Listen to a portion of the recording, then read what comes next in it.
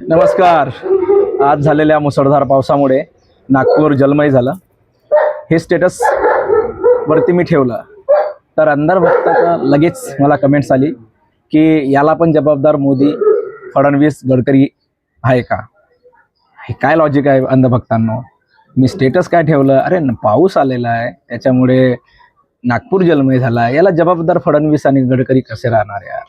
काही तर लॉजिक लावायला पाहिजे. म्हणजे एवढी दहशत अंधभक्तांमध्ये भरलेली आहे की आपण काही व्हिडिओ टाकला तर त्यांना असं वाटतं की हे आम्हालाच बोलत आहे. तर तुम्हाला काय वाटते मित्रांनो? नक्कीच सांगा, है ना? त्याच्यावरती नेक्स्ट व्हिडिओ मी बनवणार आहे की नागपूर बर्बाद होण्याचं नेमकं कारण काय. नागपूरला नेहमीच पाण्यामध्ये नागपूर का डुबते आणि भरपूर पाण्यामध्ये नागपूर पूर्ण जलमय होऊन जाते, याचं कारण नक्कीच तुम्ही सुद्धा सांगा. मला असं वाटते की ही जी टेक्नॉलॉजी आहे, ही स्पेस टेक्नॉलॉजी आहे.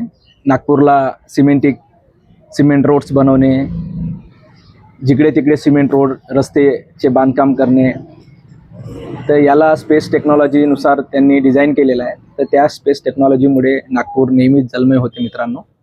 आणि ही खूप चांगली टेक्नॉलॉजी आहे. ही फक्त मोदी साहेब, फडणवीस साहेब यांच्याच अभ्यासातून ही टेक्नॉलॉजी विकसित झालेली आहे. तर त्यामुळे नक्कीच नागपूर जलमय होते आणि त्याच्यामुळे येणाऱ्या भविष्यामध्ये सुद्धा समुद्र बनण्याची परिस्थिती नागपूरमध्ये आहे. तर तुम्हाला या टेक्नॉलॉजीवरती तुम्हाला काय वाटते? ही टेक्नॉलॉजी चांगली असेल तर नक्कीच कमेंट्स करा. जय विदर्भ.